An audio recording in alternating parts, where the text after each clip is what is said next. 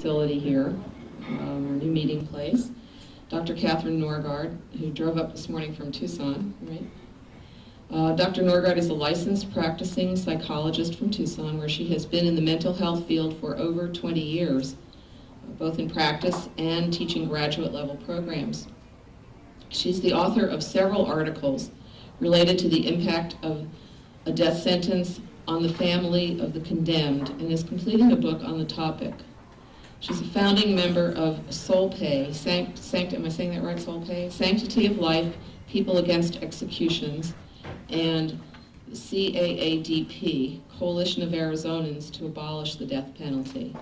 And there's a website for that, which is www.caadp.org.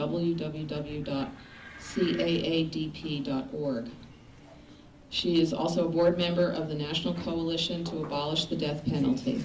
Dr. Norgard has personal experience in this area. Her adopted son was sentenced to death and then subsequently had his sentence revised. So this is certainly going to be a very interesting topic. I know that we do not have a political stance with this group, and many of our members feel in favor of death penalty. Many of us are greatly opposed to it, so this should be an interesting discussion. Would you like your questions held till the end? Please. Hold your questions, please, and then we'll have a nice discussion at the end. So let's welcome Dr. Catherine Norgard.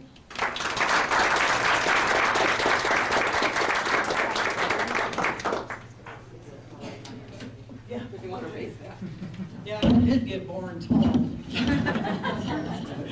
Actually, I wasn't born this way. I just kept growing. Nice to be here. Thank you, Susan, for the introduction. I drove up this morning, actually had to get up at 5, so if I start fading, could somebody please infuse some caffeine somewhere? We've been very busy the past couple of weeks. Some of you may have had the opportunity to hear Helen Prejean, who's a Catholic nun. Anybody go out to hear her in Mesa? I know Randy was there, and I was really impressed with the way the predominantly Catholic group, very respectful. When Randy, first time I'd met him, made a comment about his own belief system. And respect really is what I'm here to talk to you about. But we brought Helen Prejean also down to Tucson and ran her ragged. If you ever have a chance to hear her, Austin Jones and I were talking this morning, she's probably the best speaker I've ever heard. And you said the same thing. And then just yesterday, we had our statewide conference down in Tucson, and we had a banquet on Friday night. And like the humanist, you don't get paid, do you? Just to be human? We don't get paid either, and so we're all doing this in addition to everything else, and there are a few of us that do more and a few of us that do less. Have you heard the definition of a volunteer, by the way? A volunteer is someone who will do exactly what they say they're going to do, or a whole lot less. So you want the ones that do what they say they do. But anyway, we have a lot of momentum, and I'd like to talk to you this morning also about a campaign that we're initiated. But first I'd like to just tell you, and Susan gave you a little preview about how I got drug into this. In 1989, I finished a PhD and thought that I was going to have this very nice life. I had a good practice. As she mentioned, I'm a practicing psychologist in Tucson. I'm middle class. You can tell it by the way I dress, and I drive a Honda. I didn't come out here in a smoke-belching car, and I say that for a reason. And I really thought that life was going to be kind of smooth. The kids were out of the home. My husband was about to retire. Life was good. Then I finished this PhD in March, and then in September, I was driving across town. Tucson is a little smaller version of Phoenix, and hopefully will stay smaller.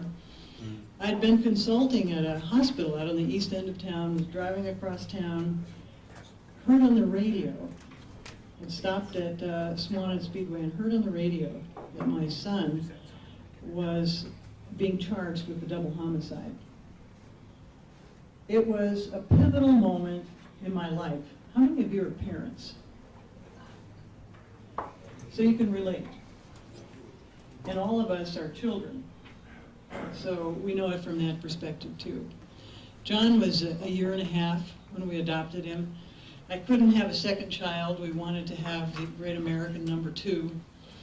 We lived in Minnesota, and it was a time when there were children to adopt, whereas I think now it's probably more difficult for adoptive parents. But at that time, the children that were available were called, quote, hard to place. And John was considered hard to place because he was mixed race. And I noticed we're a pretty white group here. He was part African American, part white. And he had some minor health problems. But we thought, well, you know, we have an insurance plan and we thought of ourselves as good parents. We can, you know, take him on and deal with these health problems. It was things like he had major food allergies and things like that. And we thought, well, you know, we could do that. And John was an engaging, delightful baby, a little curly-haired little boy that would just smiled all the time. He was a very, very happy little kid. He brought joy, just really brought joy into our lives. As a young mother at night, and I'm sure moms can relate to this, and modern dads relate to it too, I'd sneak into the room just to kind of look at him when he first arrived, because you know, I was excited about having him, and my daughter and he were sharing a room, and he would sit straight up in his crib when I'd go in there, even if it would be 2 in the morning, you know, 1 in the morning, how you wake up and you think about your children and you want to go in and visit. And at the time, I was in my 20s and pretty naive and didn't think much about it. I thought, well, you know, he's just glad to be here. And now, particularly as a psychologist, and it's probably why I went that direction, I know that that's not normal. It's not normal for little kids, 1.5 years old, to wake up out of a sound sleep when someone is quietly walking into their room. And probably he'd moved in 14 different foster homes. That probably there was some part of him that felt so insecure about being in the world and about being connected to any family that he thought, oh my God, they're coming to move me again. By the way, I didn't mean to use that God word. Just forget that I said that. Okay? So Profanity. it was his profanity? Okay. Well, excuse me for swearing. Anyway, that, looking back, certainly was the first clue. In many ways, he was just like our daughter, and they told us, I was a student at the University of Minnesota at the time, and they said, keep on going to school. Don't, I think that's my water, isn't it? Can I have it? Have you? Would you check him for germs? He's good. Germ-free. So we did. I mean, we tried to integrate him into our family, and as time went on, the things we got concerned about was that he took things that didn't belong to him. He would take things not just within the family, but he'd take things outside the family. And as parents, all of us want to raise our children to be responsible citizens in the world, to respect other people's property. And we did what we could do.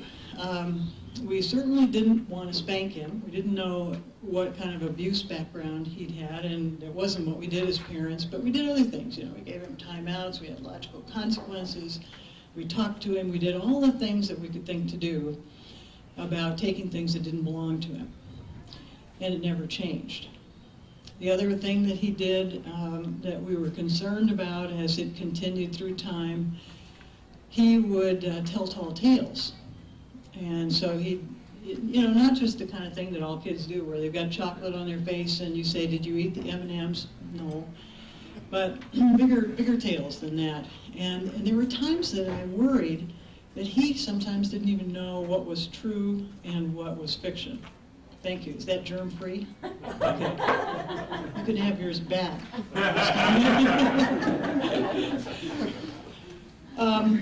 But anyway, these things kept going, and you know how you are when you're a young parent.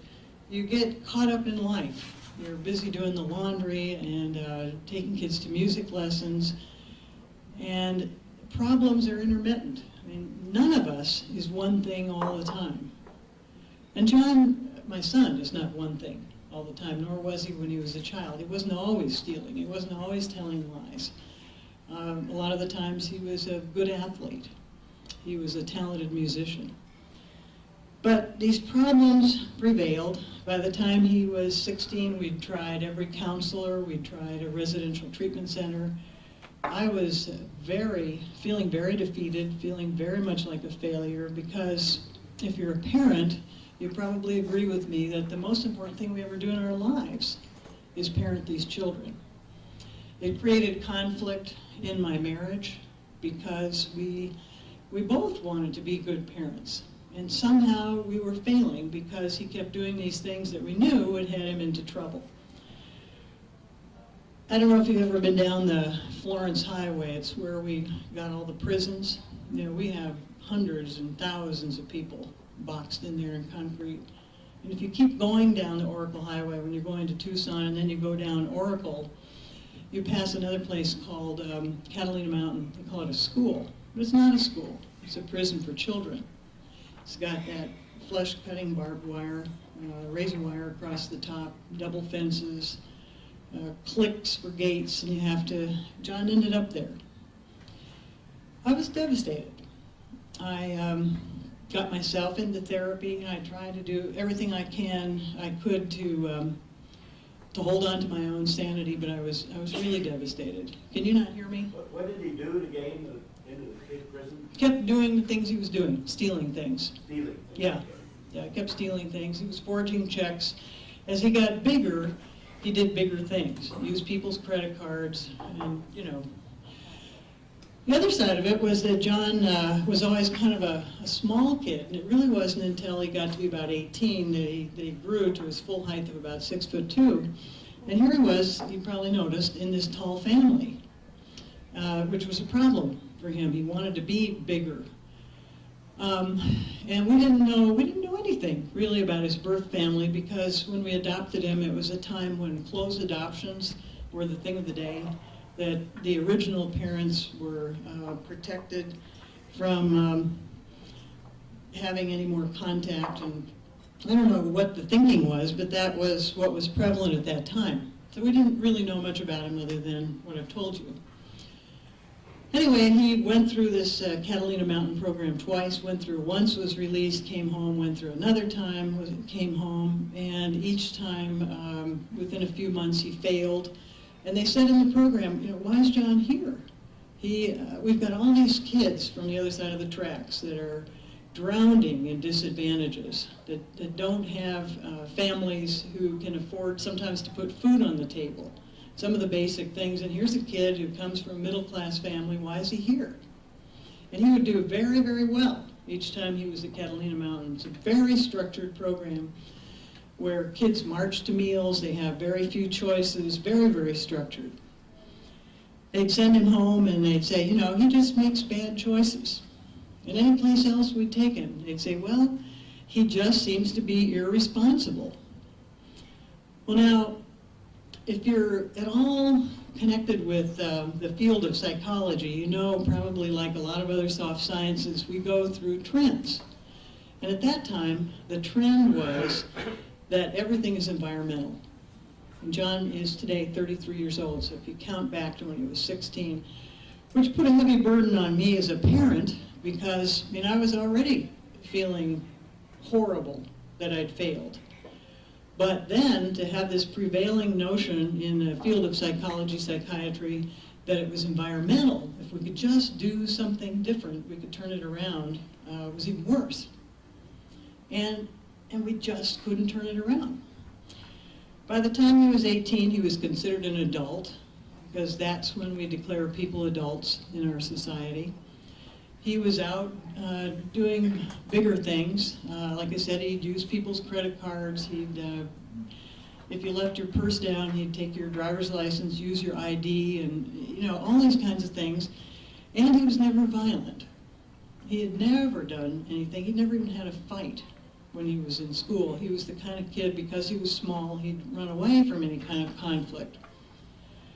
Well, I was, the whole range of devastated, angry, sad.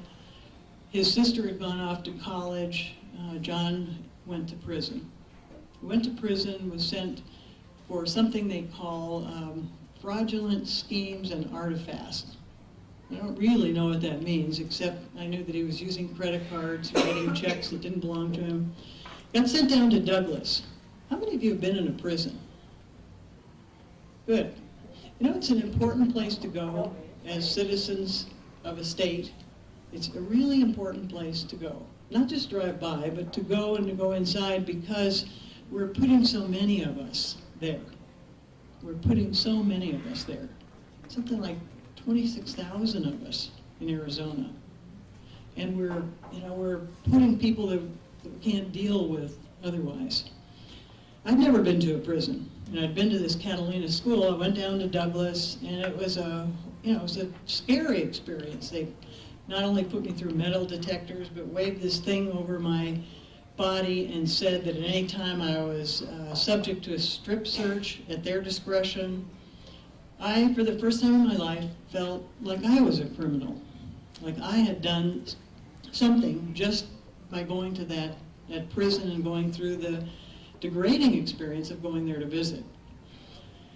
While John was there, I have to admit, I was pretty angry with him. He was almost 21 years old. We'd had almost 19 years solid of trying to change things, being ineffective, being failures at that.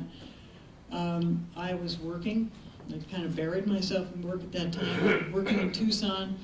I'm a psychologist, supposed to be able to help people with things, help change the direction in life. Like I said, I was failing at something that was so basic. It was right in my own home, in my own heart. I didn't visit him a lot. I kept writing to him, and when you have someone in prison, you send them money because they still need toothpaste and they need to buy combs and they have to have stamps, and so we sent him money. My husband actually visited him more often.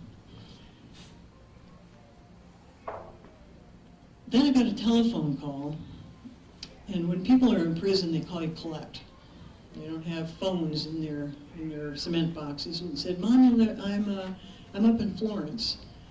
I've had a relationship with a guard, a female guard down in Douglas. It turns out the guard was about 19 or 20. We had a romance going on, so they sent me up here to a lockdown facility to punish me.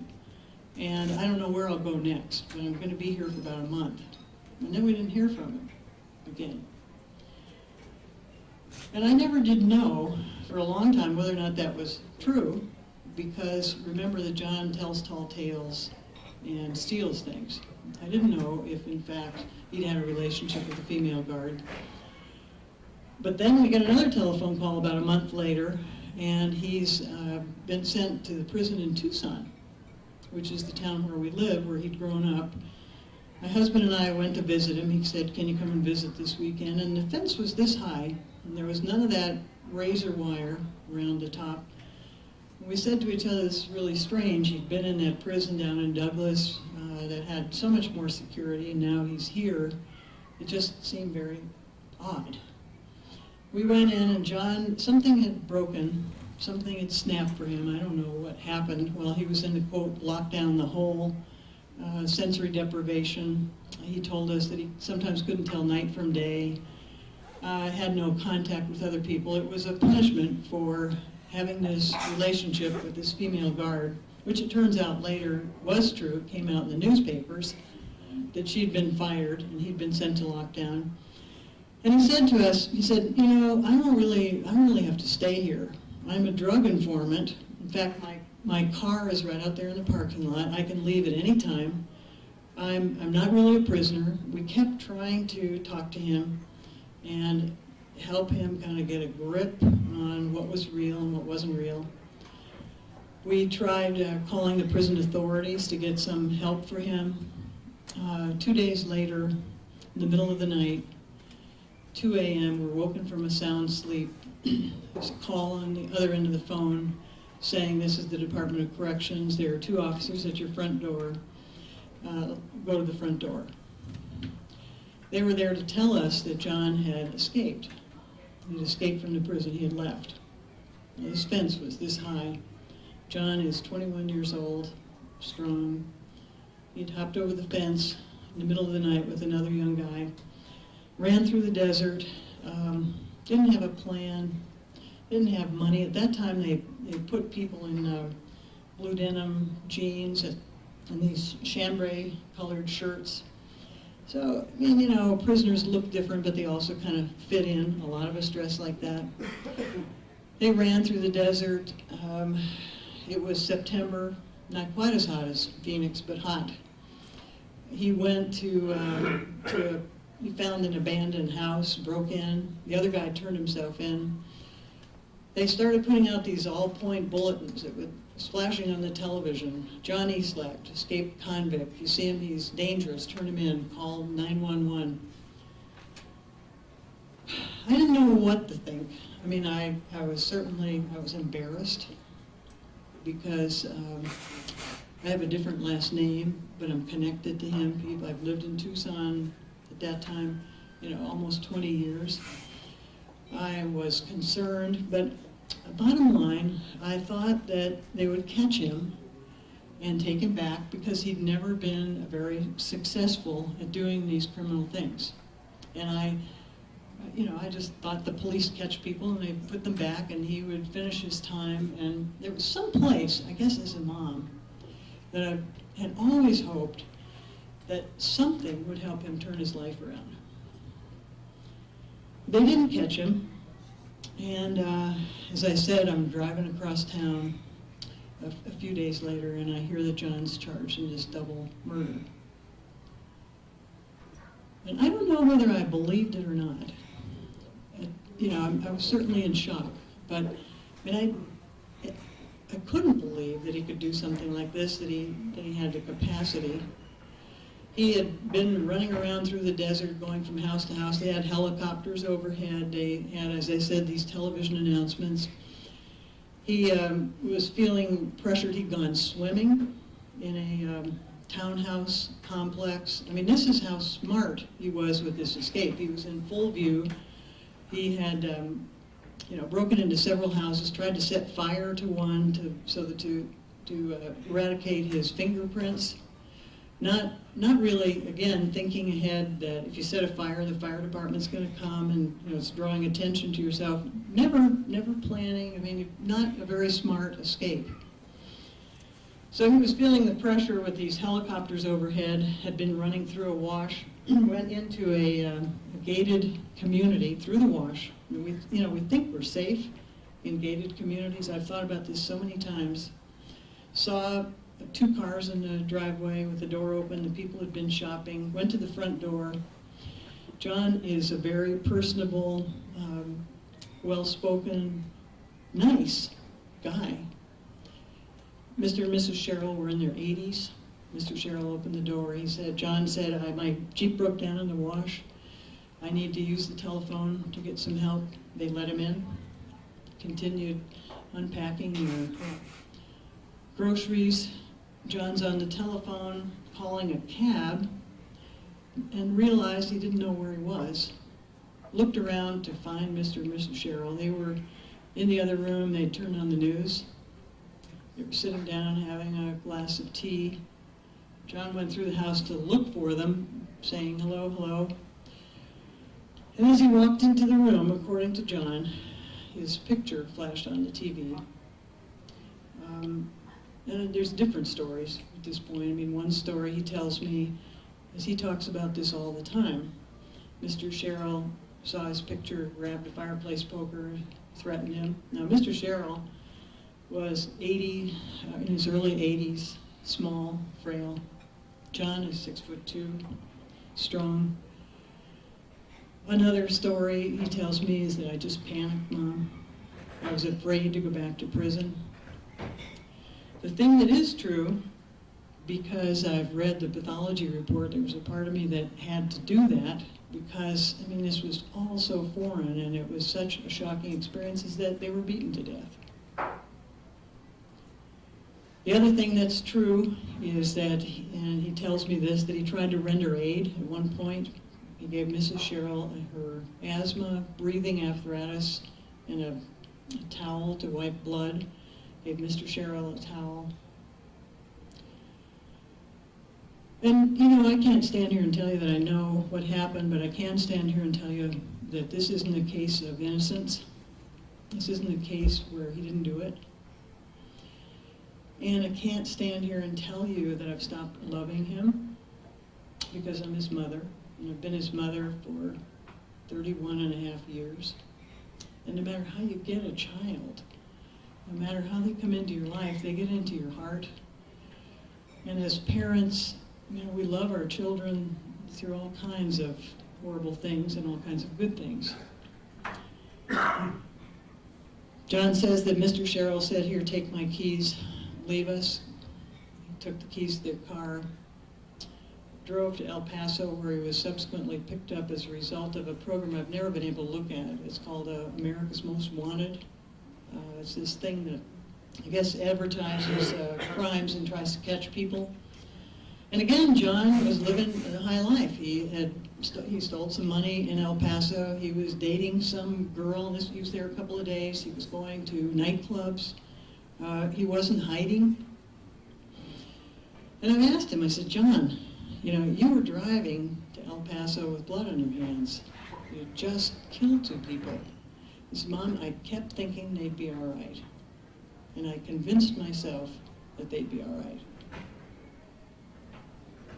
One of them had 80 wounds, the other one had just about that many. There was no way. I seem to have lost something here. He was with these 2 old people. You're saying he killed them, and then he went to El Paso. At this point, he's living down there and dating a woman.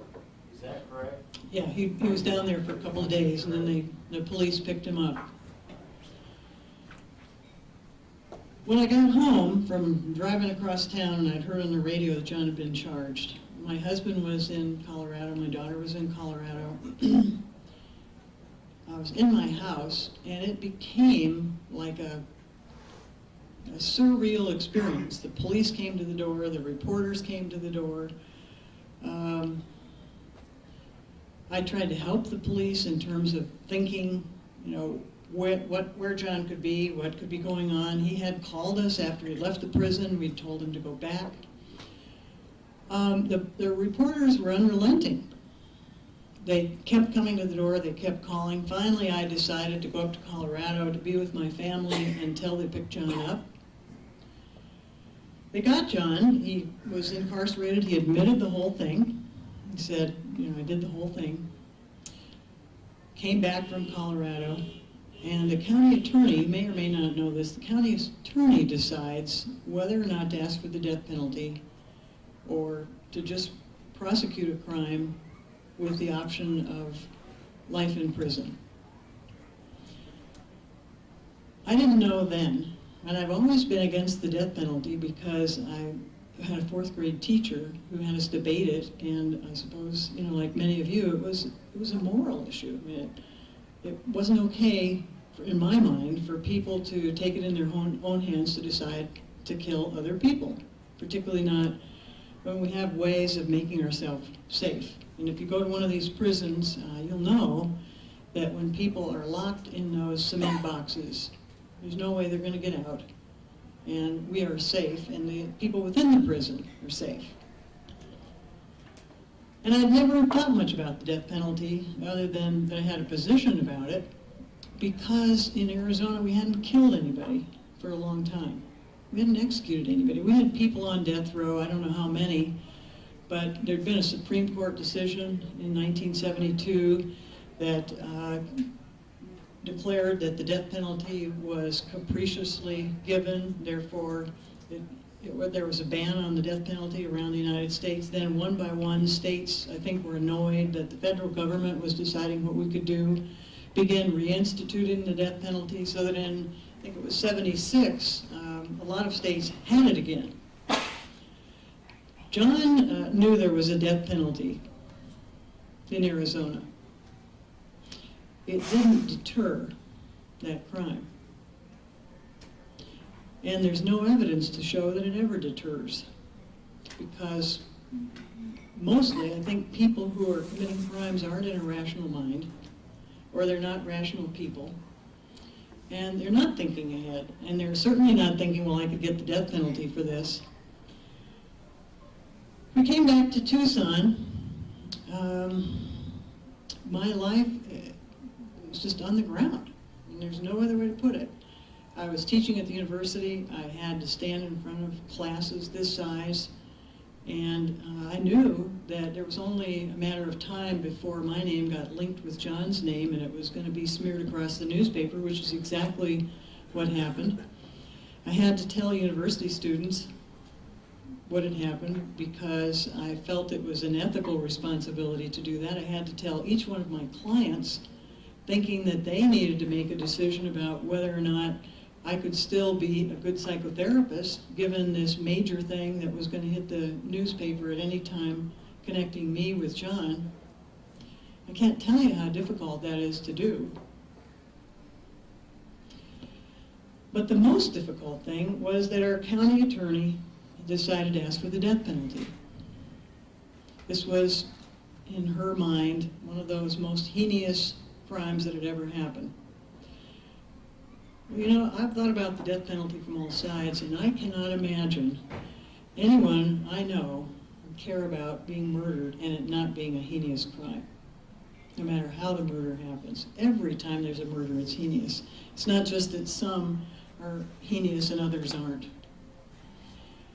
So not only were we faced with the reality that John had done this horrible thing, and how on earth would we continue to live in this community, to hold our faces up, to walk around and feel everything that we felt, and try to figure out how we were going to repair, not to mention how we might be able to help that other family repair.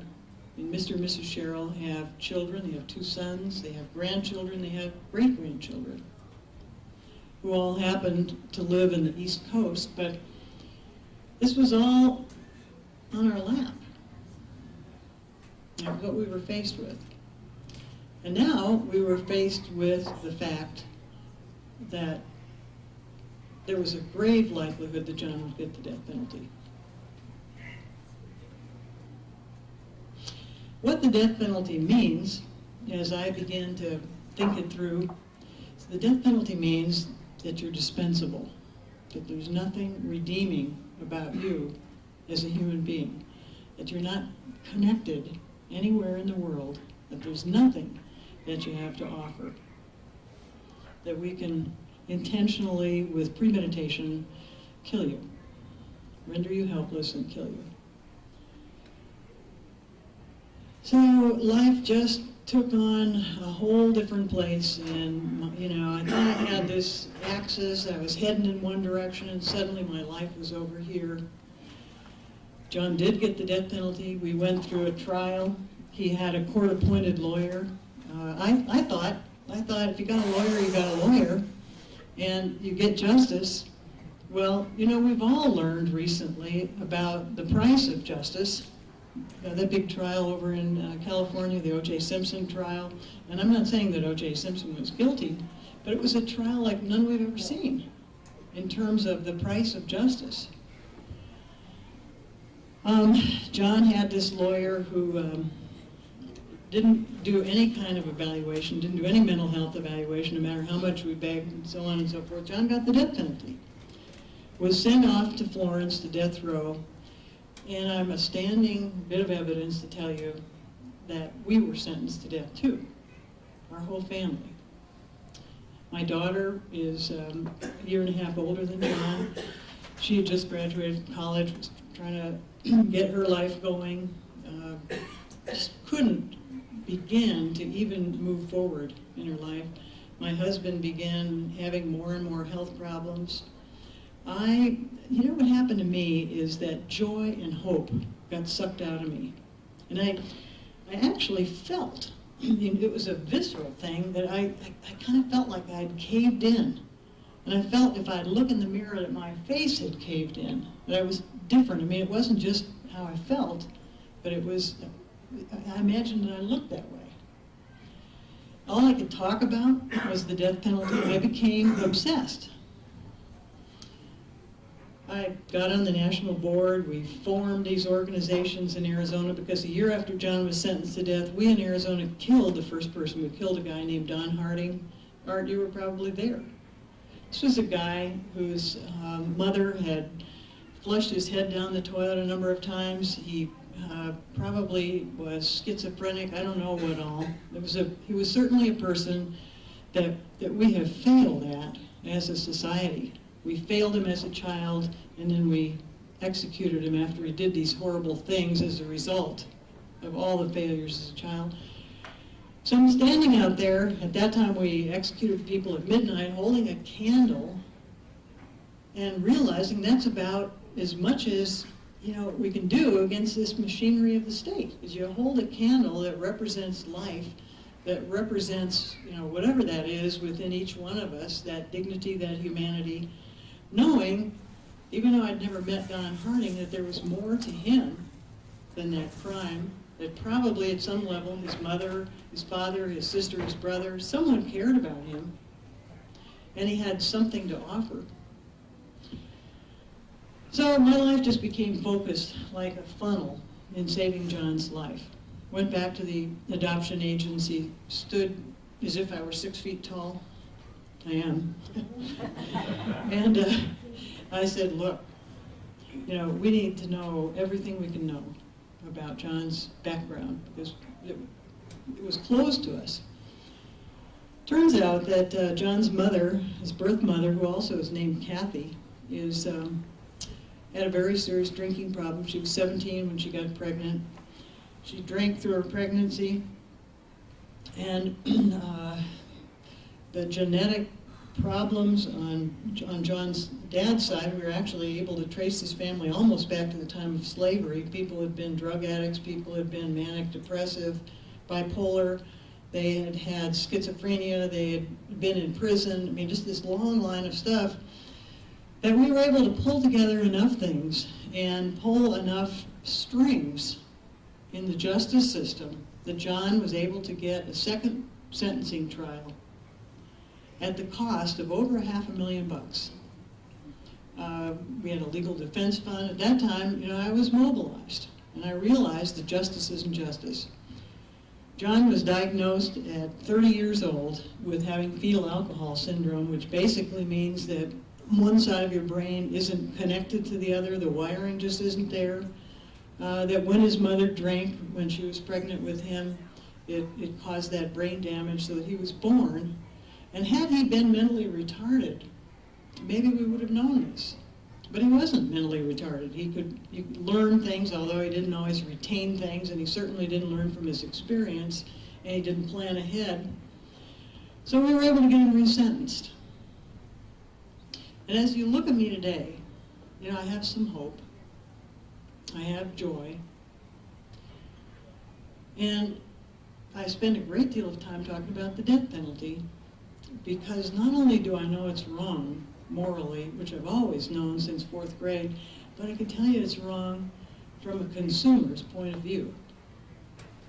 It's a wrong thing that we're doing. It's a wrong thing that we're doing in creating more victims, and we're not eradicating anything. You all probably know that the states that have the death penalty actually have higher homicide rates, that immediately following an execution, they've done studies, the homicide rate goes up.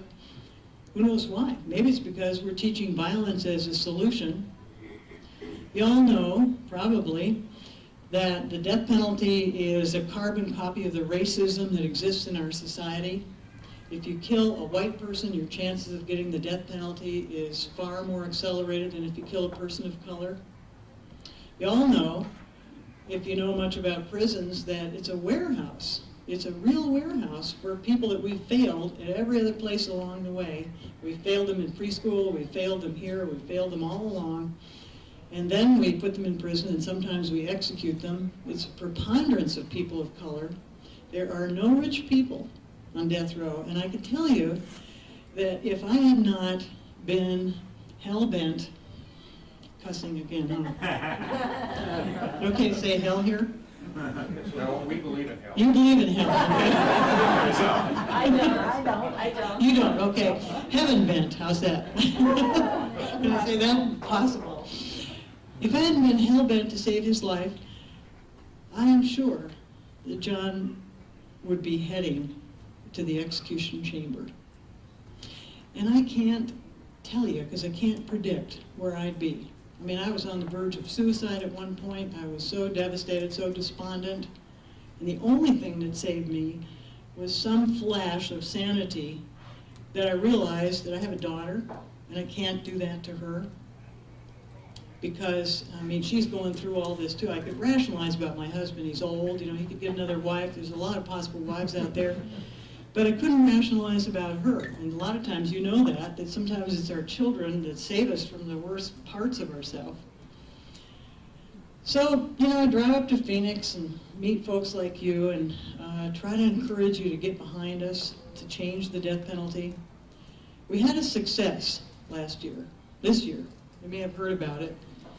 Up until April of this year, we could execute people who were bona fide mentally retarded, who functioned at the age of 12 or below. We worked like dogs to get this changed. We worked 3 years. We built a coalition with other organizations for people with developmental disabilities. Because we haven't been able to get a bill to end the death penalty altogether, we haven't been able to get it through committee, we haven't been able to get it through that it gets to the floor to vote. It's controversial. A lot of politicians are scared to death, thinking that we'll think they're soft on crime if they are not hard and support the death penalty. We did a poll last year. We even had professionals do it. We didn't just go stand at Safeway and ask people coming out.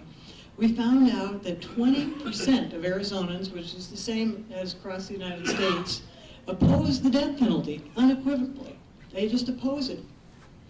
We found out that almost 50%, you know, that's us in this room, oppose it if there's a possibility of life without parole, which we have in Arizona. We have the sentencing option for judges of life without parole. So we've got it.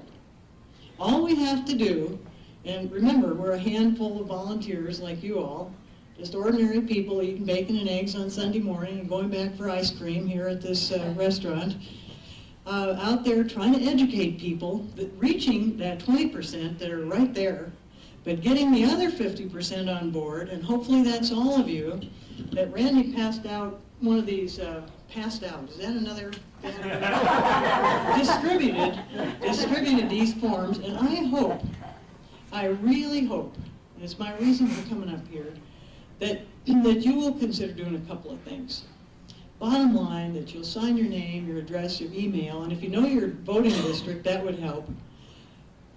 Put that in here and turn it in before you go, because it means that you stand opposed to the death penalty and that you want to be counted, so that when we go to the legislature, we can say there are X number of members, including all the humanists in Phoenix, who are with us on this.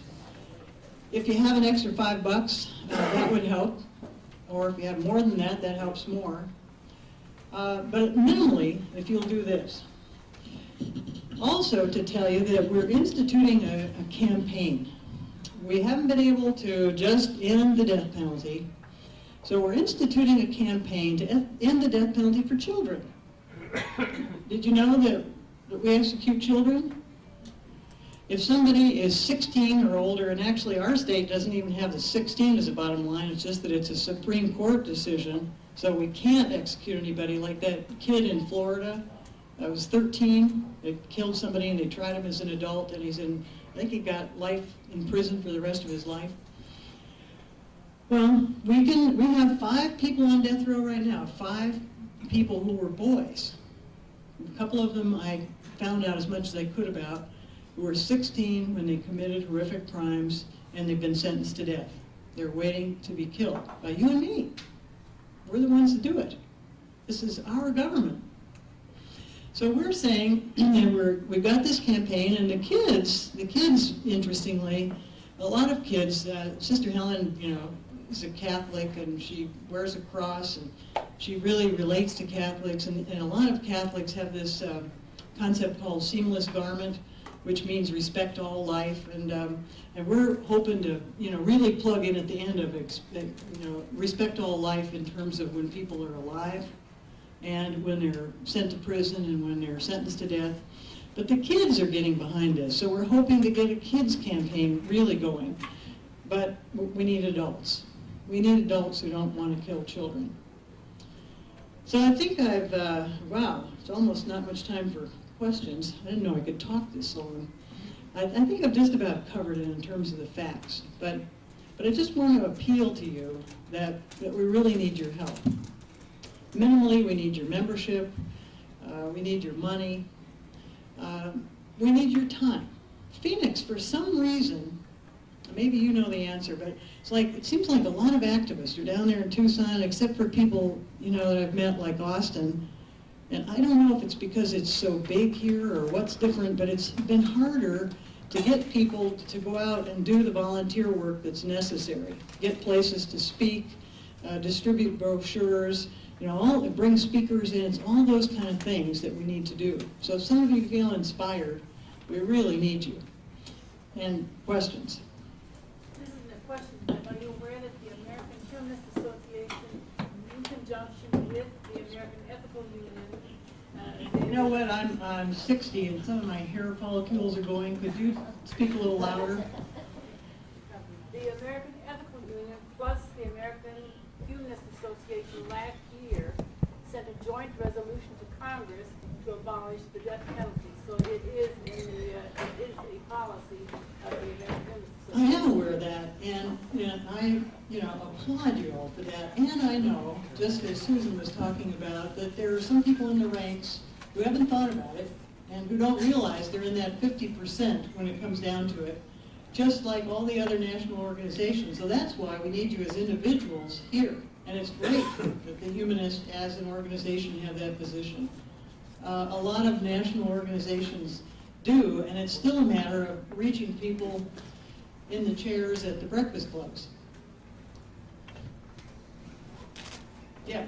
It's my understanding that to appeal a person that has been given the death penalty is far financially higher than keeping them locked up.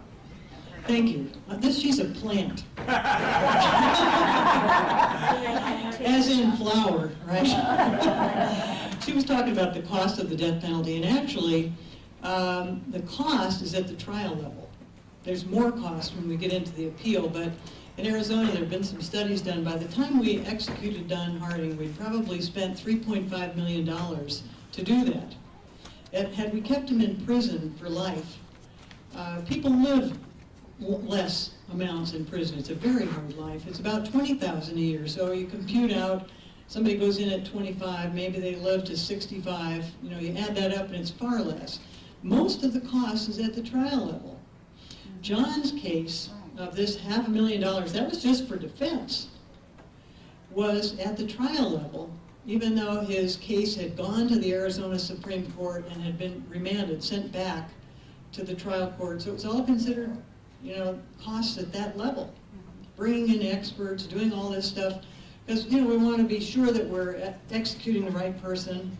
And you all know about innocent people. There was a Republican governor, Ryan, in Illinois, I'm probably telling you something you know, but he declared a moratorium when they released more people than they executed because they found them innocent. Yes? I wouldn't have guessed that Arizona would be more resistant to abolishing the death penalty than many other states. On the basis of what you said earlier, am I wrong about that? That we're more resistant to abolish it? Given the climate, the political climate here. I don't know. Right now, I'm filled with hope. And if we can keep abolishing the death penalty incrementally, pretty soon we'll be asking ourselves, who do we execute? Right now we execute people that have severe psychiatric problems, children. If we eliminated all those categories, who's left? I don't know what the climate is. One of the things I do know, we had a legislator at our conference yesterday, that we have a good window this year because there's a 50-50 split in the Senate. And so we have a better chance this year, and it's unknown because they've done that redistricting for next year. And that's one of the reasons we really need help.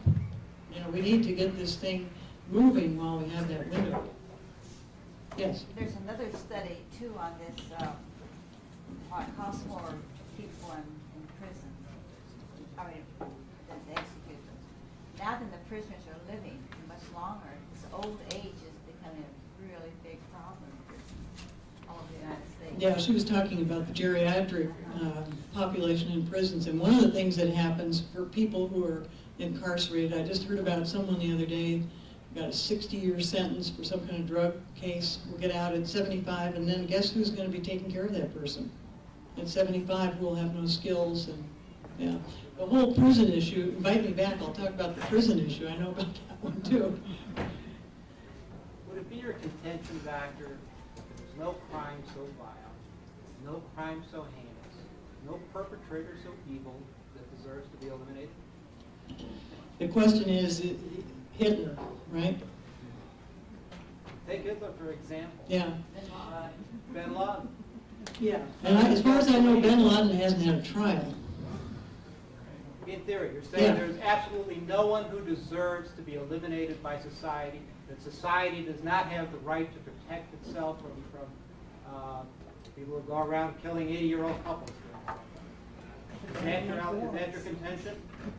My contention is that we have an alternative, that we don't have to become like that we abhor, that we don't have to become killers. We've got these, I But invite we you. should suffer them within our midst. Well, if they're in those cement boxes, they're out of our What midst. you have done, look, in terms of the cement boxes, I have no compassion or pity for those in prison. They're there for a reason, all right? They're there for punishment. You've taken this thing and sort of twisted it, where you blame society for those who can't fit within society. And I'm sorry, society has a right and an obligation to protect itself and to protect its law-abiding citizens. Now, sometimes that punishment is very distasteful. It's distasteful to me as well. But there is no alternative. You don't like the concrete boxes. You don't like the death penalty. You say this protects us. Well, your son escaped from prison and perpetrated the act after his escape. So ultimately, society has to make a determination whether or not it will exercise reasonable control, reasonable authority, and conduct what in a rational mind is adequate housekeeping.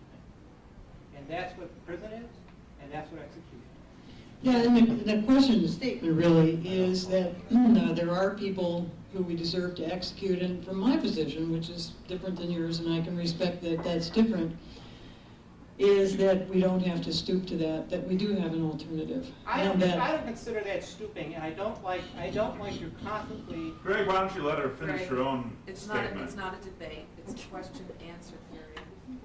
State your opinion, she states her opinion. That we don't have to kill. Sorry for using the word stoop. Did you have a question? Yeah, it wasn't so much of a question. It seems to me that the mandate of the state is to protect the public, and once a person has been incarcerated, that mandate has been met. We are supposed to be members of the most intelligent species in the known universe. If, in fact, prisoners escaping is a problem, then it is our mandate to fix the system rather than execute them. If they're escaping, then that's something we should be dealing with in some other way other than killing. One of the things, because you raise a good point about escape, and do people kill each other in prison, because that has happened too.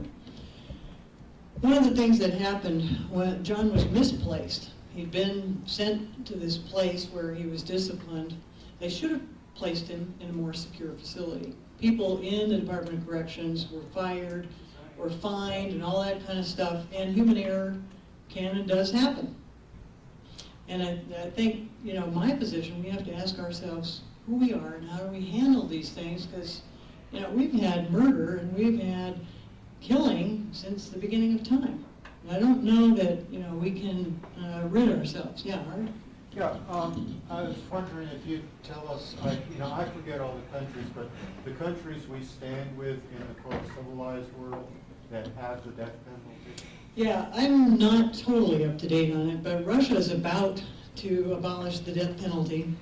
They've had a moratorium on the death penalty. At this point, Saudi Arabia, Iran, Iraq, China, none of the European countries, none of the countries on this continent, there may be a couple in South America, Canada, and the people in Europe, when you travel there and talk about the death penalty, they say, you know, never again will we give our government the chance to decide who lives and who dies in the citizenry.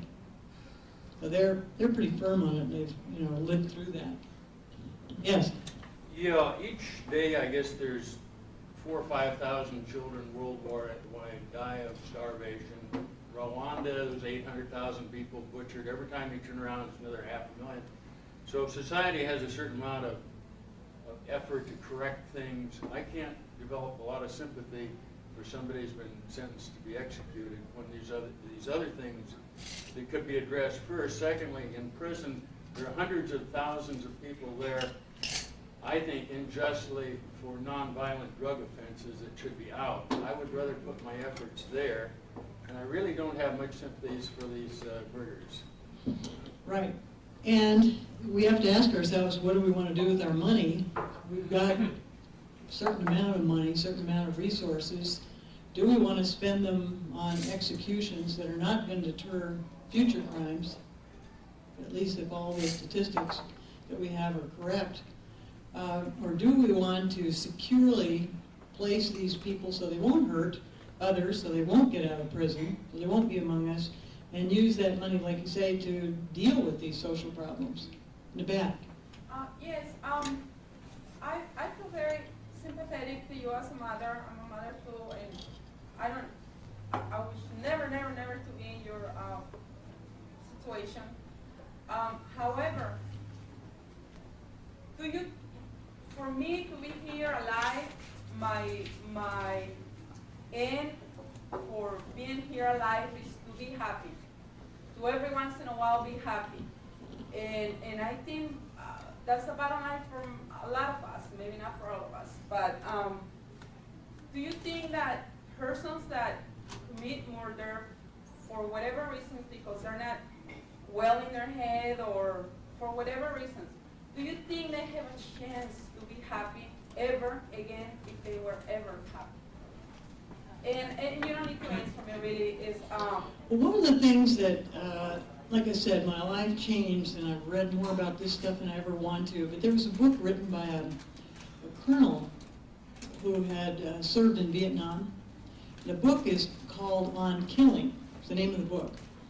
And he talks about how difficult it is to kill another human being, to take life.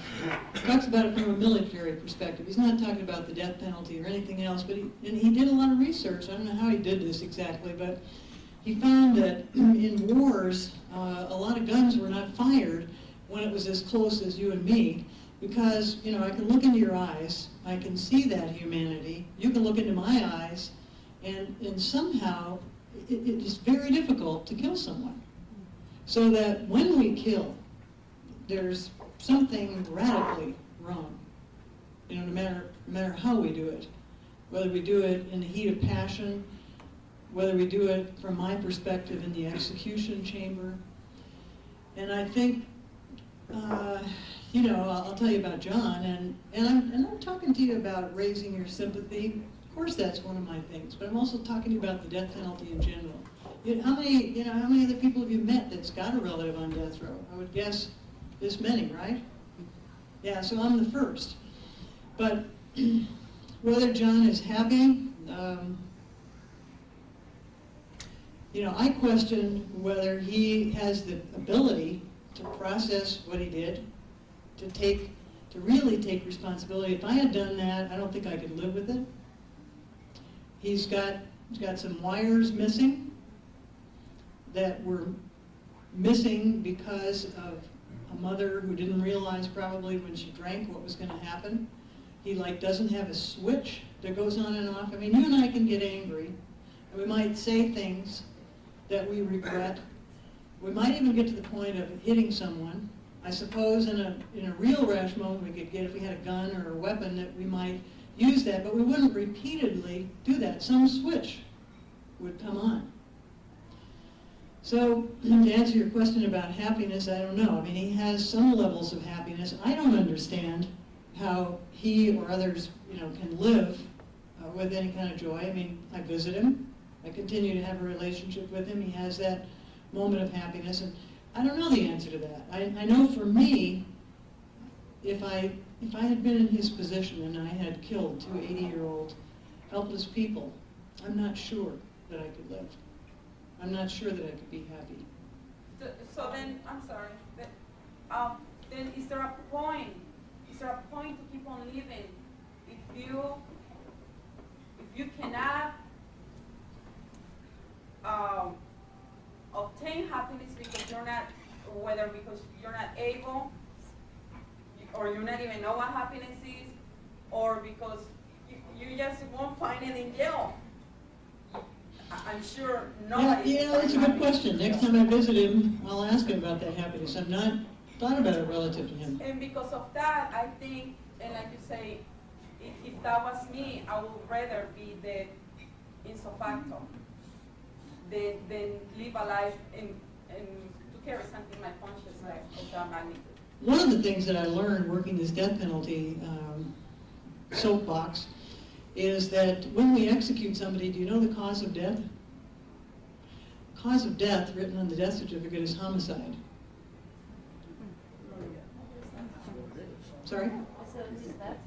There's another question? Well, the only rational reason I've ever heard for the death penalty is that a person can't escape from prison and kill somebody else. And I guess my only reaction to that is that I think our maximum security prisons today, as a practical matter, are pretty much escape-proof. And the point was brought out about the cost. But you did say something that I did want to comment on. If I were on an airplane and some raghead camel jockey was getting ready to hijack that airplane, I could kill that person with no more emotion than stepping on a cockroach. So don't give me this business about the high morality of human life. I don't buy it. The people who blew up the World Trade Center deserve to die. I think that's called self-defense. But on the other hand, I'm also going to say this, that as far as any of the practical matters are concerned, the cost factor that she mentioned, the deterrent factor, if anything, Timothy McVeigh probably was more motivated to do what he did, knowing that he would be executed because of all the publicity he got. So I think there's all those factors to consider. We really do make martyrs, don't we, out of people like Tim McVeigh. But on the other hand, I don't think there's any high moral values attached to it. I think it's practical values as much as anything. It's interesting that you brought up Timothy McVeigh. I must say that I am opposed to the death penalty. However, I can see both sides, and what really was disturbing about that was the fact that all of the victims, parents, relatives, whatever, were invited to the execution, were anxious to go to this. They were there almost as if it was going to be some kind of relief, vengeance, closure, whatever. I'm not sure I go along with this, but how would you address something like that? Well, it's interesting. Not everyone who died in that Oklahoma bombing had family members who wanted the death penalty, and there are a number of them that go around the country talking about that, and they talk from the perspective that another killing is not going to honor their loved one. More violence, the perpetual circle of violence is no way going to honor them. But the thing that a lot of times has happened is right now, I'm angry and I'm sad and I have all those feelings about the World Trade Center, and I have some fear that I didn't have before. I mean, things have changed, as they keep telling us. And the problem is we never make our best decisions in moments of extreme emotional stress. We never do. And a lot of times, people who have been victimized by crime, murder, think they want the death penalty, think that it'll bring closure, think that somehow they'll feel better. And I think there are some things, I'm talking to you as a psychologist, that we never close in our lives. There are some hurts that are so deep that we get better and we go on and we eat breakfast and we do all the things we do, but we don't ever totally heal up. I mean, they're always there. There's some losses that are so great, some tragedies that are so awful. People that have lived through the Holocaust in Germany, it's not like they're going to just forget that as if it never happened and heal up and go on. And what happens for some, they see an execution, they see the person executed who killed their loved one, and it's not enough. I mean, the death wasn't hard enough. They didn't, the condemned didn't struggle enough. It wasn't severe enough, and they have to see more. And I've heard many, many cases like that where you can never get enough of that doesn't heal us. I mean, you can never get enough vengeance. But don't they get some sort of satisfaction out of knowing that at least this person who took away the breath of life of their loved one no longer is able to draw a breath of life? And I'm not sure I agree with this, but it is what the other side would say. You know, I can't speak for all of them, you know, all people, and I can't speak for any. Yeah, but I've Most met. of them say it didn't work. Most of them say, yeah, I mean, that's what I've heard. Most of them say that it didn't work. Probably a couple more questions, and I've got to pick up, we've got another speaker in the, you haven't spoken yet? No.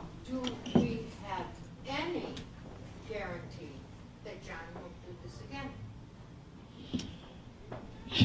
That's kind of a self-answered question. You know, do we have any guarantee about any of us? We only have the guarantee, as Randy here was saying, to make our system as safe and as strong. He's now got a life sentence. You know, he can't be resentenced to death. I've been inside that prison.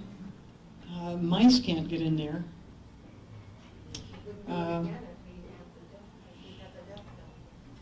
That's true. That's true. On the other hand, OJ in our system is free to do it any time he pleases, including when he has road rage. Austin? That's our system. Okay, I think we have time just for one more question, because we do need the room for a board meeting. They have to clear.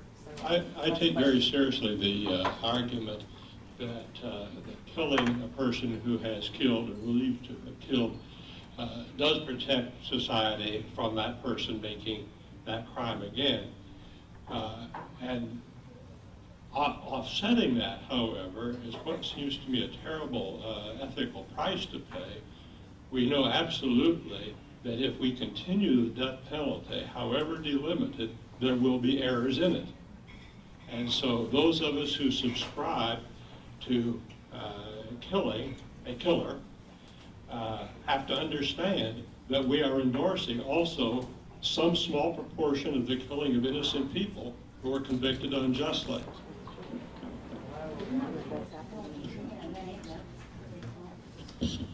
Well, I want to thank you for inviting me up. It was a great breakfast, stimulating discussion. Thanks again. If you appreciate the Humanist Society of Greater Phoenix and would like to see more, then subscribe to our channel and check us out on Patreon. Links are in the description.